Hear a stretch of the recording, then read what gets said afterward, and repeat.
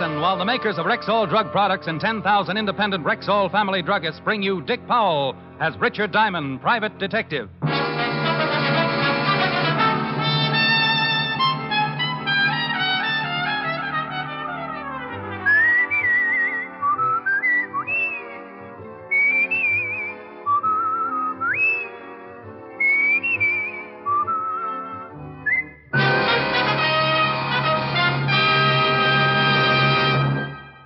Good evening. This is Bill Foreman speaking to you for the 10,000 independent druggists who have made the word Rexall part of their own store names. They've done that because they recommend and sell the 2,000 or more drug products made by the Rexall Drug Company. This evening, we want to call your particular attention to Rexall's exciting two-page ad in this coming week's issues of Life, Look, Collier's, the Saturday Evening Post, and in the current issue of Farm Journal. One page is devoted to 10 great new health aids, developed and perfected in Rexall's world-famous laboratories, and now available at Rexall drugstores everywhere. The other page features 10 headline bargains, available all during the month of July, plus 53 additional values in Rexall money-back guaranteed products. So remember, for new and better health aids, for timely household bargains, be sure to check Rexall's sensational two-page spread in this coming week's issues of Life, Look, Collier's, the Saturday Evening Post, and the current Farm Journal. Good health to all from Rexall. Now, your Rexall family druggist brings you a transcribed half hour with Richard Diamond, private detective, starring Dick Powell.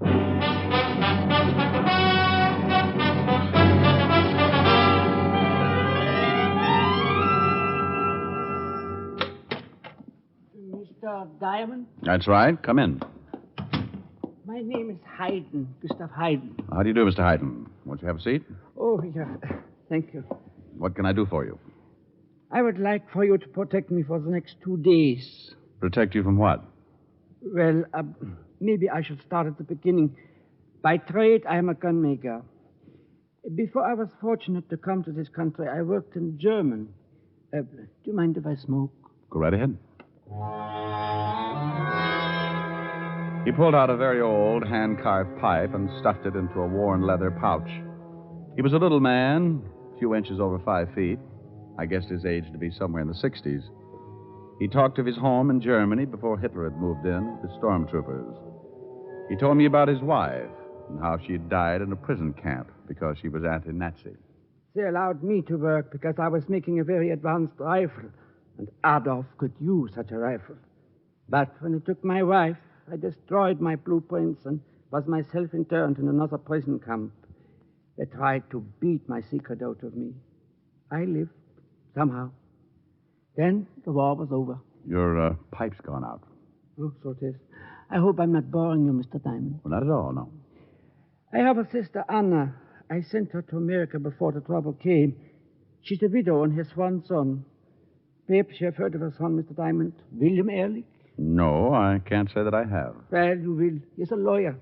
Someday he will be a very big lawyer. You said you wanted me to protect you, Mr. Hayden. Yeah. My sister, with the help of William, arranged for me to come to the United States. I was quite ill when I arrived, and they sent me to their summer cabin in the Catskills.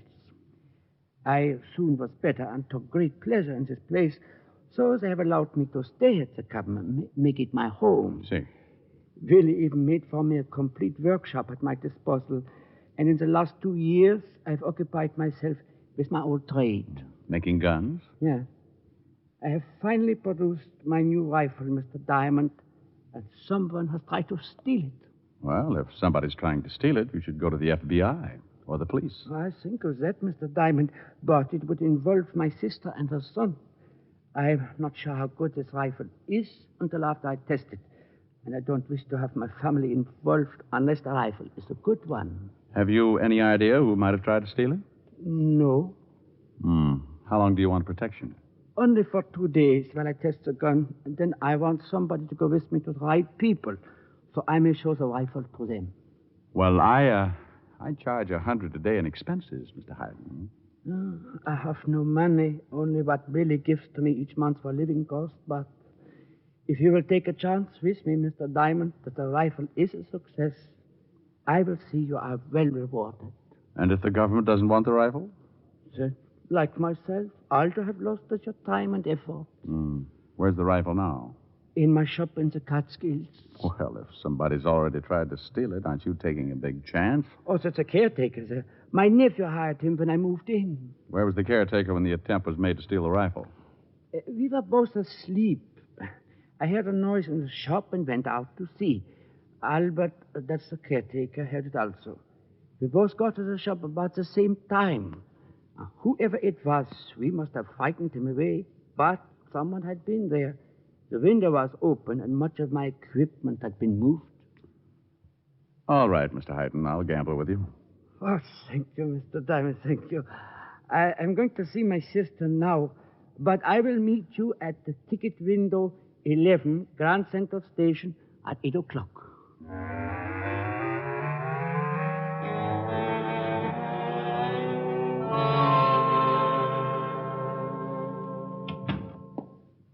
Well, look what just walked in. Hello, Sergeant Otis. You're looking exceptionally well this afternoon. Had a haircut, didn't you? Yeah, how's it look? Doesn't it confuse you, Barbara, working on two heads at once? Oh. No. Hello, Walt. Well, good afternoon, Mr. Diamond. Why don't you do me a favor, Fatty? Rick, I've thought of everything. There's no way I can get rid of Otis and make it look like suicide. Then do me another favor. All right. Check on a man named Gustav Hayden, German citizen. Been in this country for a couple of years. What's it all about? Confidential. Like to tell you, but I can't. Okay, I'll see what I can find out for you. Thanks. I've got to take a little trip tonight around 8. I'll be at home if you come up with anything.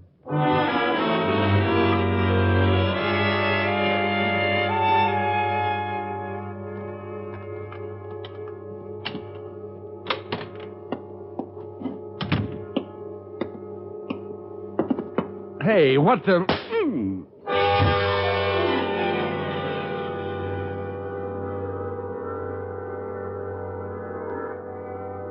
That's Diamond, all right. Pick him up and drag him over to the bed. Sure. Okay. Put him up on the bed. A heavy son of a gun. Wake him up. Come on. Come on, wake up. Here's one. Hey, he's coming around. Yeah, he's with us. Okay. Now, don't try to get up or we'll have to belt you again. Oh, what's this all about? We want the plans. Oh, you do, huh? And we're going to get them. I guess I'm in a hole. I don't give you the plans. You work me over. Believe me, I hate to mention it, but I haven't got them. Take off your coat, Max. Sure. Go over and turn on that radio. Right. Now, look, I told you Yeah, that... I know. You don't have the plans. I don't even know what you're talking about. And remember, friends, there's a federal excise tax to pay on all television. Get some music. So buy now and... Turn it up. Okay, come here. You want me to take over? Yeah. I'll keep the gun on him. No. Oh, why, you jerk. Lie down. Go on. Work on these ribs. Okay. Hey. You better tell us. Oh, you knuckleheads. I can't tell you if I don't know. Oh, he's sure stubborn. Hold it. Not a noise out of you, Diamond.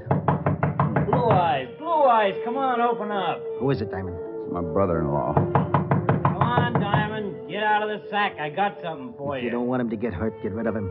But he's got something for me. Well, get it and tell him to beat it. Go on over to the door, but don't let him in. I'll be right behind you. Okay. Well, it's about time. Say, what's with you? Look, I thought you... Walt, tell Marge and the kids I can't come over. I'm busy. What? Look... And about the fur coat, tell her I couldn't get it for under $4.18. Huh? $4.18, and I don't want to get stuck with it. Oh. Yeah, sure. I'll tell her. You said you had something for me? It'll keep. I'll give it to you when you got more time. Sorry, but you know how it is. Business. Sure. Tell Marge I'm sorry. I couldn't come over. I'll tell her. See you soon. Hey, Yeah. What kind of a coat you buy for $418? Beaver. A beaver? Well, I could have gotten it for you for half. forget it. Over on the bed, Diamond. Now, look, I swear I don't know about plans or anything else. We got a lot of time. Maybe after a little while you'll remember. Move. All right. Now, let's see. Where was I? Oh, yeah. Come on, Diamond. The plans the little guy gave you. Sorry, I wish I could help. We know the guy came to your office an hour ago. If he didn't give you the plans, he told you where they are. I had one customer in the office today. Yeah, and what did he want? Max, Look. It wasn't anything about plans. what was it? Again, Max.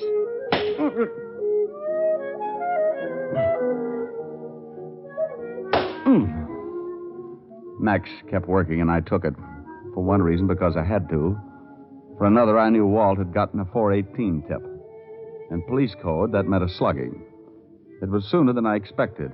I looked over at the open window at the back of the room, and there was Walt, looking in from the fire escape. Come on, Diamond. I'm getting tired. And I feel rested, huh? Okay. Drop the gun. Hey, look out! Rick. Okay. Here. Get this guy off me, Walt. There. Oh, thanks. Well, this one's had it. You got both of them. This one tried, and the other went for his. They're both dead. Oh, turn off that radio, will you? Okay. Why were they working you over? Well, they wanted something I didn't have. Something they thought my client gave me this afternoon. Gustav Hayden? Yeah. You find out anything about him? Well, nothing incriminating. Got a whole background on him here. I'll read it on the way down to Grand Central. Hayden didn't want the law in on this, but with 2 men dead, as far as I'm concerned, that puts it right in your lap.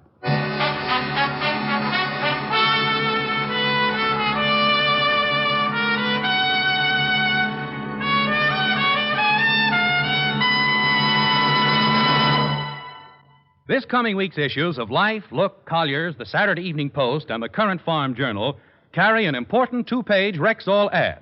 One page features 10 great new health aids, developed and perfected in Rexall's world-famous laboratories, and now available at Rexall drugstores everywhere.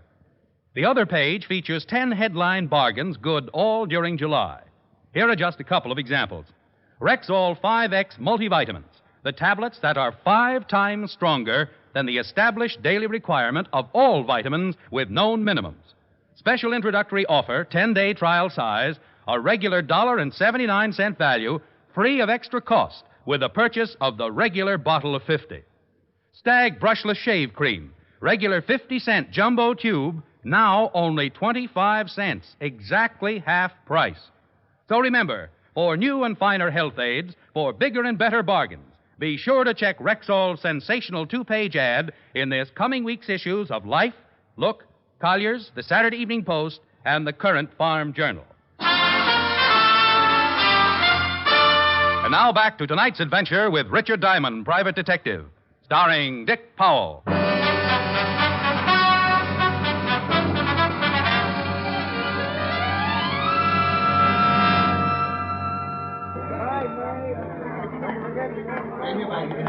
Well, this is it, Walt. I was supposed to meet him here with the ticket window. Oh, where is he? I don't see him. This is ticket window 11. Let's give him a few minutes. And we gave Gustav Hayden more than a few minutes. At 8 o'clock, we were still waiting. At 8:15, the train Hayden and I were supposed to take pulled out. You stood up. Yeah. Let's check with the ticket seller. Pardon me, sir. May I talk with you for a minute? Certainly. What can I do for you? Police business. Oh. Did you notice a little man standing near this window? About 5'3", big bunch of gray hair, old brown hat and suit, button shoes? Smoking a big pipe? That's it? Sure, couldn't help but notice him. Stood around for about 15 minutes. See him leave? Yeah, left with a man, big guy. You remember what the big guy looked like? I didn't pay much attention, just big. What do you think, Rick? I think we better look up Gustav Hayden's sister.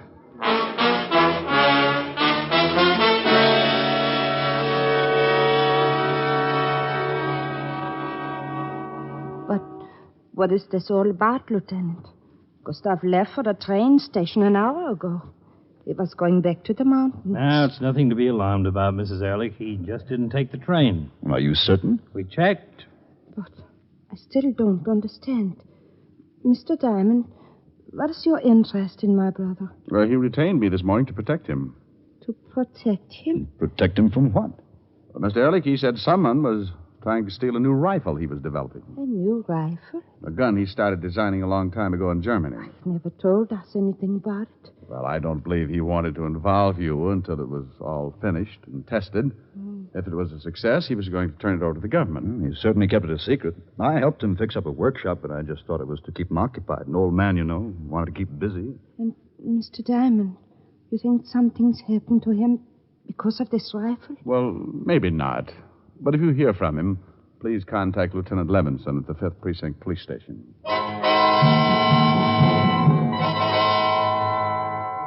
Anna Ehrlich gave us the location of the mountain cabin where Hayden was living, and we left. Walt went back to the station, put out a description on the missing gunsmith, and I caught the next train for the Catskills. It was morning when I climbed off the train and hired an old car to take me the 5 miles back into the woods. 20 minutes of bumpy road, and I arrived at the cabin to be met by the caretaker. Thanks, driver.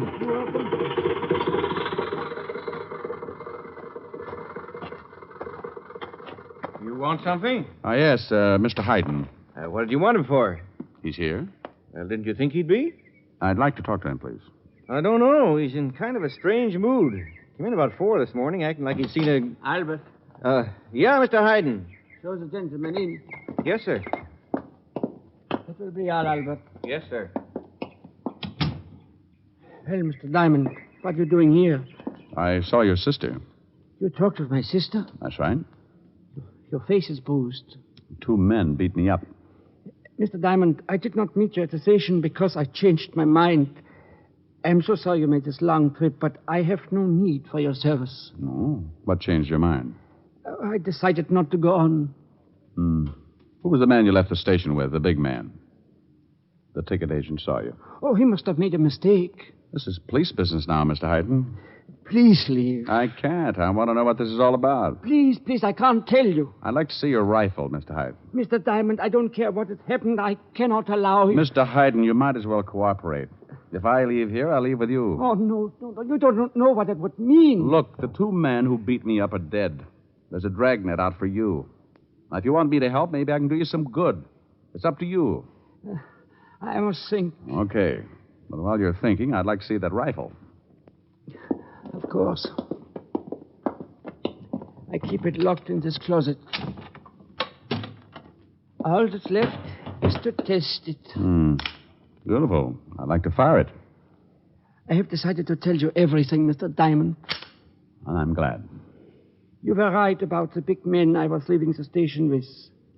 He warned me to forget my dealings with you and not to call in the police. Then he drove me here and demanded the rifle and the plans. I told him the rifle was not nearly finished, but I gave him a set of blueprints and he left. Then they've got the plans? They have some plans.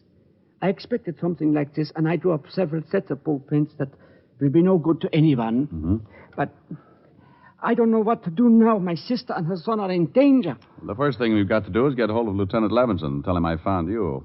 He'll give your family an armed guard if necessary. But we don't know who these men are, who they're working for. You can't guard my sister and nephew forever. That's a matter for the FBI. We've got 2 dead bodies to identify. They might give us a lead. Somebody just drove up. We can see from this window. You know the car? Well, it looks like Willy's car. Oh, it is your nephew. Oh, why did he come here? Willy! Oh, Uncle Gustav, we've been worried sick.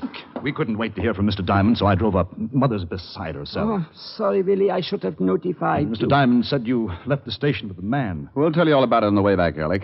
I've got to put in a call to the lieutenant and tell him to call off the dogs. The telephone is in the other room, Mr. Diamond. Thanks. I'm sorry to make all this trouble, Willy. I couldn't do anything else. What's this all about? Mr. Diamond mentioned something about a new rifle. I was going to tell you, but I wanted to wait until I was certain of its performance. But you certainly should have told me. I could have helped.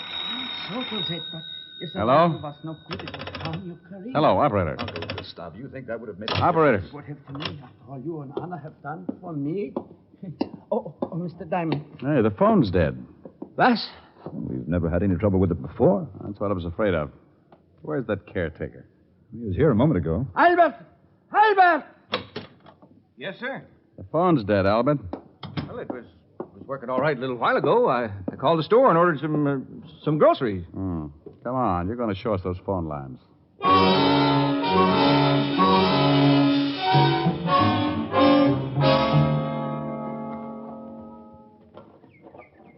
That's the phone line coming down from the trees.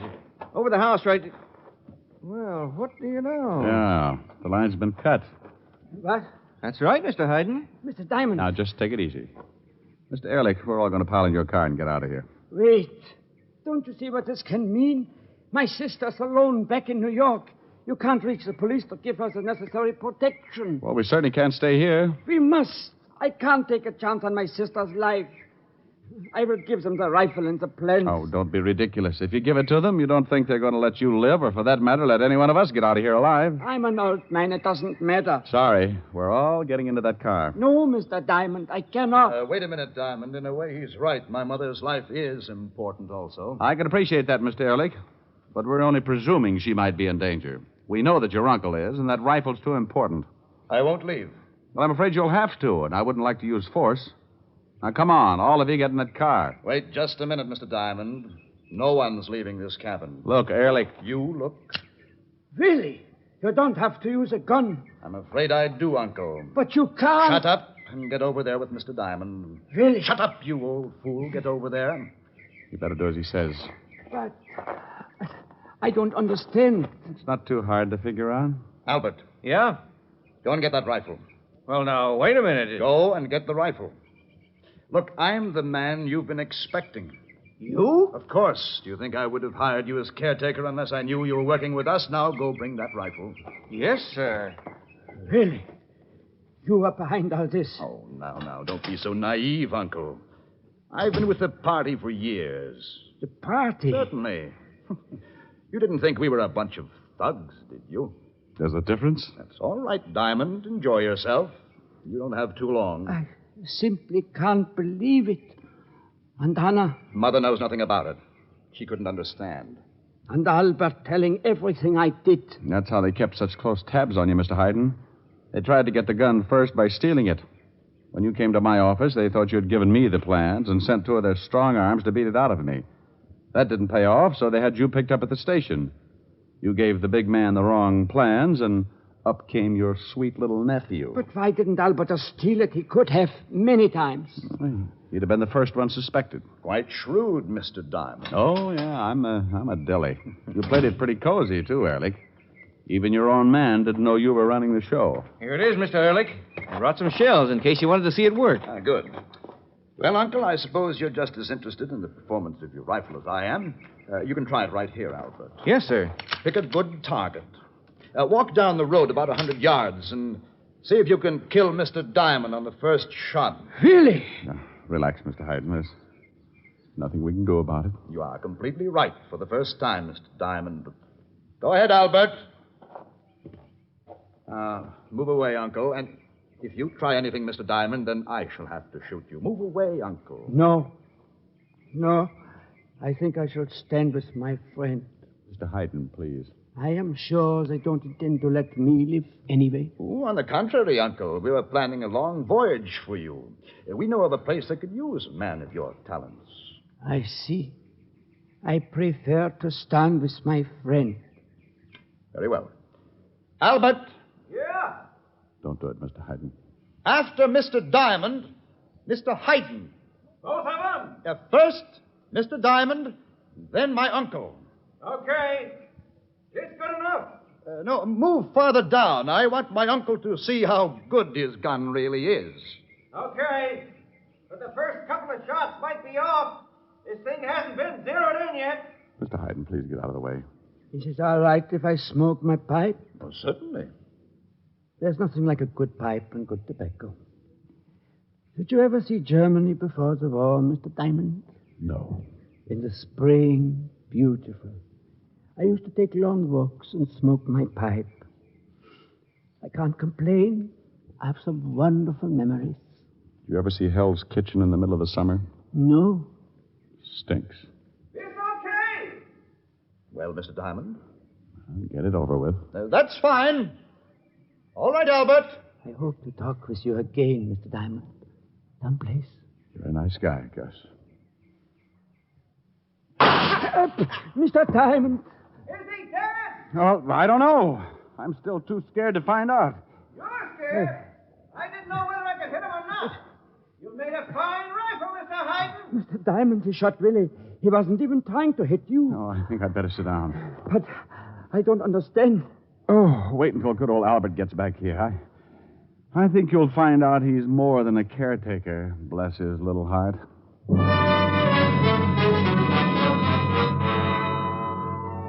And good old Albert was a little more than a caretaker. His real name was Baxter, special agent for the FBI, working for the past 6 years as undercover man inside Ehrlich's organization. The last time I saw Gus, the government had accepted his rifle. He was smiling and smoking his old pipe. We talked for a long time, just like he had hoped we would.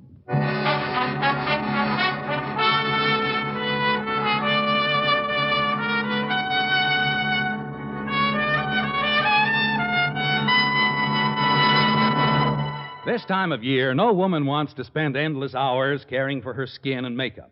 Since you want the finest beauty care in the least time and with no nonsense about it, why not try the new Ann Delafield Cosmetics? Designed expressly for the busy modern woman, they give you the most for your cosmetic dollar and save time as well. There are no endless bottles and jars, no endless creams for different corners of your face and neck. Just one fine cream, the Ann Delafield All-Purpose Deep Cream. A day cream, cleansing cream, night cream. All creams in one. There are vitamins, too, for true beauty from within, and other lovely makeup aids tailor-made for you. Look for the fine Ann Delafield Cosmetics at Rexall drugstores everywhere. Good health to all from Rexall.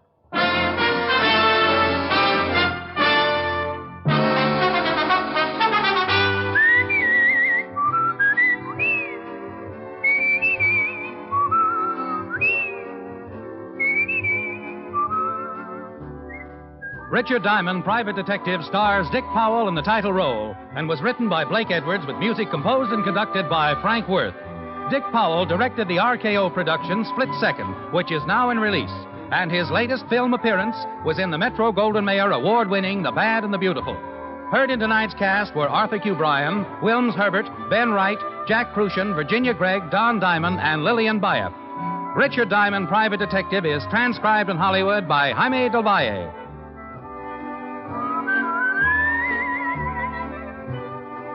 This is Bill Foreman inviting you to be with us next Sunday at this time when Rexall Drug Products again bring you Dick Powell as Richard Diamond, Private Detective.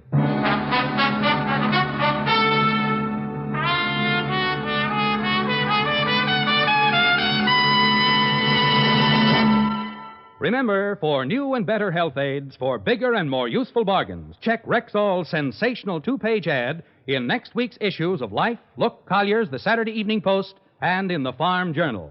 You can know better health. You can save money.